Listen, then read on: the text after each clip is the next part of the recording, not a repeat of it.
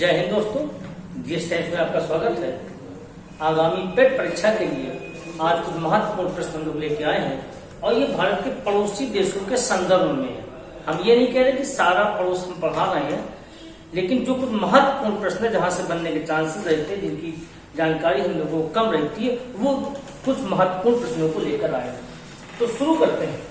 अच्छा, सबसे पहले तो देखें भारत के पड़ोसी देश आपके सामने लिखी, बचपन में भूखा।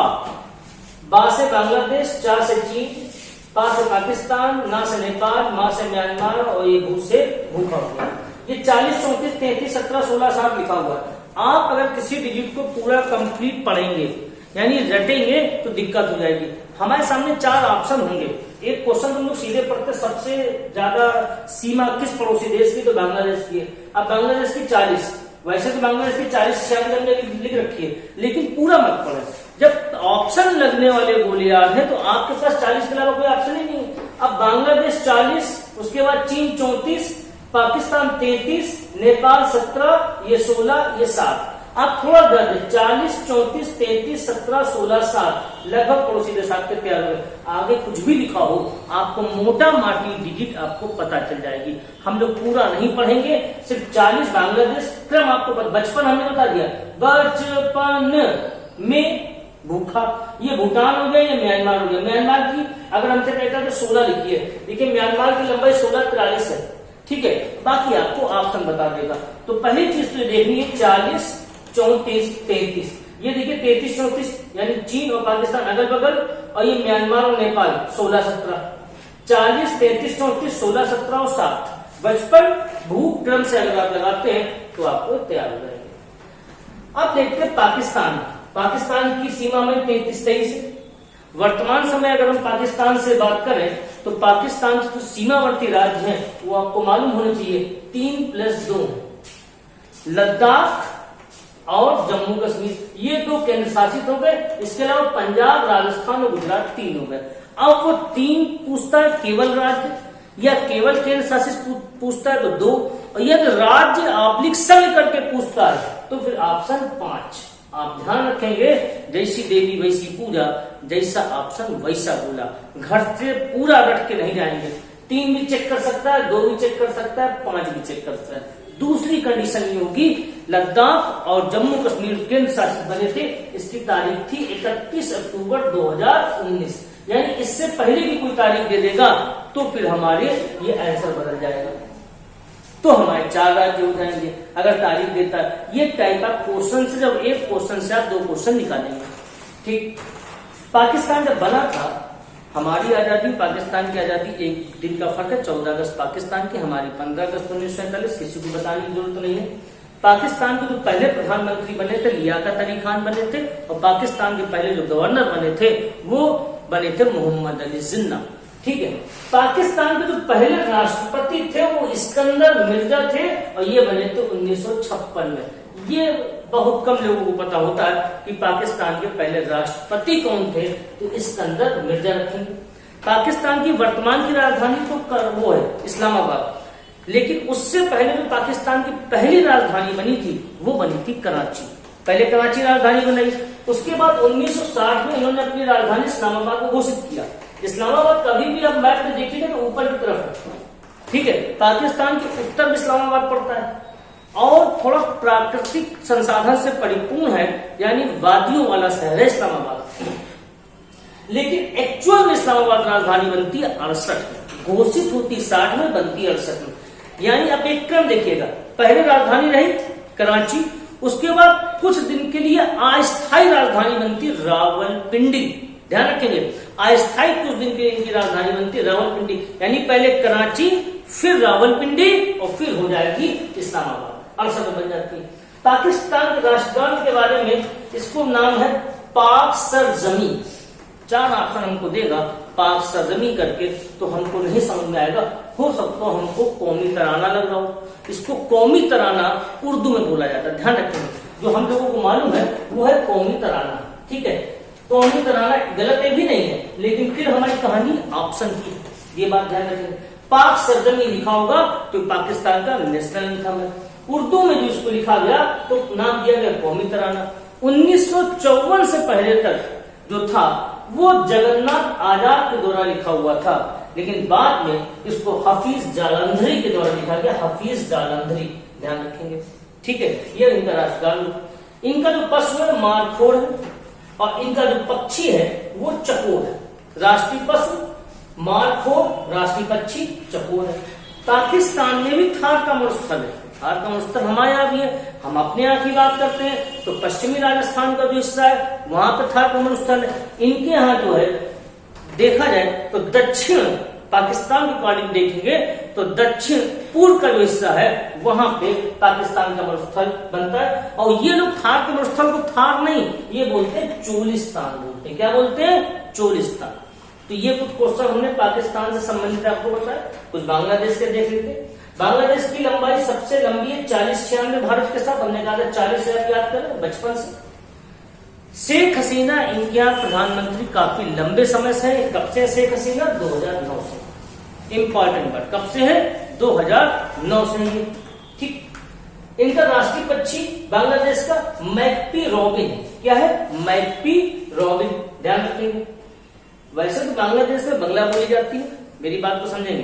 बांग्ला लैंग्वेज बोली जाती है। मुस्लिम कंट्री तो उर्दू भी बोली जाती है। अब देखिए बांग्लादेश के बगल में असम है, असमिया भी बोली जाएगी। लेकिन दो लैंग्वेज आप ध्यान रखेंगे, विष्णु प्रिया और चक। चकमा जनजाति है तो एक जात जिनकी जो भाषा हो गई चक हो गई और एक हो गई विष्णु प्रिया।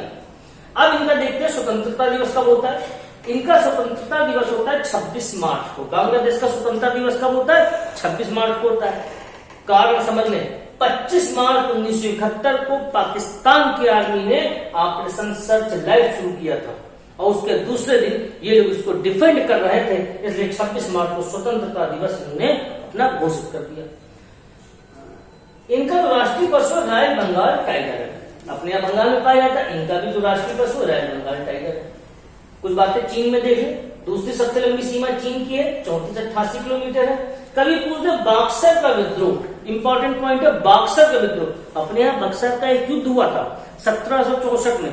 बक्सर का वो युद्ध होगा, आपने पढ़ा होगा कि वो कौन सा युद्ध था जिसमें अंग्रेजी साम्राज्य की नींव भारत में जमना शुरू हुई, या पहली बार भारतीय राजा अंग्रेजों के आमने सामने किस युद्ध में आए। तो बक्सर पढ़ते हैं 1764। लेकिन ये बक्सर का विद्रोह है। हमें ऑप्शन क्या होंगे? पड़ोसी देश के। तो हम क्या लगाना है? चीन लगाना है। चीन की जो स्थापना हुई है वो 1 अक्टूबर 1949 को हुई है। इनकी जो लैंग्वेज है मंदारिन है। वैसे तो चीनी बोलते हैं लेकिन मंदारिन लैंग्वेज ध्यान रखेंगे। मंदारिन दुनिया में सबसे ज्यादा बोली जाने वाली भाषा है। इनका जो खेल है चीन का वो टेबल टेनिस है। इनका गीत देख लें, March of the Volunteers. Important point, चीन का जो नेशनल सॉन्ग है वो है मार्च ऑफ द वॉलेंटियर्स और ये लिखने वाले थे तिहान हान। किसने लिखा था? तिहान हान के द्वारा लिखा गया। इनकी संसद को राष्ट्रीय जनता कांग्रेस बोलते हैं। ध्यान रखेंगे, राष्ट्रीय जनता कांग्रेस बोलते हैं। हमने हिंदी वर्जन में आपको दिया है क्योंकि ए पर इस बात का सिंपल नहीं होने वाला है, आपको ध्यान रखना है। इनकी संसद राष्ट्रीय जनता कांग्रेस हो जाएगी। फिर हमारे एक पड़ोसी और है म्यांमार। इनसे हमारी लंबाई 1643 है। 8 किलोमीटर, सिंपल सी बात है, ऑप्शन से लग जाएगा। म्यांमार से हमारी प्राकृतिक सीमा बनती है, वो बनती है अराकान यूमा से। अराकान यूमा, अराकान यूमा हिमालय का एक हिस्सा है और ये हमारी म्यांमार से सीमा बनाता है। म्यांमार को स्वर्णिम पैगोडा का देश बोलते हैं, सब लोगों ने पढ़ा होगा। इनके यहाँ एक गोल्डन ट्रायंगल है जो कि अफीम के लिए जाना जाता है, बौद्ध मंदिरों के लिए जाना जाता है। इनके यहाँ ईसाई है, बौद्ध धर्म को, सॉरी मुस्लिम है, बौद्ध धर्म को मानने वाले ज्यादा लोग हैं। अच्छा, पैगोडा क्या होता है? पैगोडा बौद्ध मंदिर के स्थलों को बोलते हैं हम। इनका एक नाम ध्यान रखेंगे, सुवर्ण भूमि। सुवर्ण भूमि, प्राचीन काल में इसको स्वर्ण भूमि के नाम से भी जाना जाता रहा। इनके नेता सुना होगा आंग सान सू की, बड़ा नाम इनका हिट रहा है आंग सान सू की, काफी समय जेल में भी रही। अगला एक हमारा देश है लंका। लंका से स्थिर सीमा नहीं बनती, हमारी जलीय सीमा बनती है, जो कि पम्बन द्वीप या रामेश्वरम से अलग होता है हमारा। ठीक है, इनका एक शहर है कैंडी। कैंडी श्रीलंका की पुरानी राजधानी थी, वर्तमान समय जयवर्धनेपुरे है। अलग अलग वर्तमान समय देखा होगा, काफी वित्तीय आपातकाल से जूझ गया श्रीलंका, राजनीतिक संकट हो गया, वित्तीय आपातकाल हो गई, काफी ज्यादा दिक्कतें हुई। लेकिन इन सब के बावजूद भी एशिया कप अगर किसी ने जीता तो एशिया कप जीतने वाली लंका की क्रिकेट टीम रही। कैंडी, कैंडी में दांत का मंदिर, इंपॉर्टेंट पॉइंट है, कई बार पूछा है सच्ची ने। दांत का मंदिर, किसका दांत है? गौतम बुद्ध जी का दांत है। श्रीलंका मोतियों के लिए जाना जाता है, रत्नों के लिए जाना जाता है। अगर कभी क्वेश्चन इस तरीके से पूछा गया कि आंसुओं के आकार का कौन सा देश है, तो फिर हम लोग लंका को लगाते हैं। विद्या यहाँ की जनजाति है, ध्यान रखेंगे, बहुत पूछा गया क्वेश्चन, विद्या यहाँ की जनजाति है। और चिन्ना यहाँ की स्थानांतरित कृषि है, जैसे अपने यहाँ क्या होती है? झूम होती है, ठीक है। तो स्थानांतरित इनकी कृषि कौन सी है? चिन्ना स्थानांतरित कृषि है, जो अपने यहाँ झूम होती है। और आपको बता दें, यहाँ इतने सारे देश लिखे, इनमें चाय का सबसे बड़ा निर्यातक अगर कोई देश है तो लंका है। चाय, दक्षिण एशिया में सबसे ज्यादा चाय का कोई निर्यातक है तो लंका। अगला देश देखें हम लोग, नेपाल। नेपाल की सीमा हमने बताई 17 क्या हो, आप बचपन से इसको प्यार कर सकते, देखिए 17 है, पूरा पढ़ने की जरूरत नहीं। संस्थापक पृथ्वी नारायण शाह थे, वेरी वेरी इंपॉर्टेंट, ध्यान रखेंगे, पृथ्वी नारायण शाह नेपाल के संस्थापक थे। ये गोरखा के अंतिम राजा हुआ करते थे। इनका राष्ट्रगीत है सयो थुंगा फूल का। सयो थुंगा फूल का मतलब हम सैकड़ों फूल एक हैं, हम सैकड़ों फूल एक हैं। ये इनका राष्ट्रगीत है, जिसकी रचना इन्होंने किसने की थी? व्याकुल माइला के द्वारा की गई थी। व्याकुल माइला के द्वारा रचना की गई। इनका जो राष्ट्रीय पशु है वो गाय है, और इनका जो राष्ट्रीय खेल है वो वॉलीबॉल है। एक हमारे पड़ोसी है, भारत की सीमा हमने आपको बताई 17 की समथिंग है।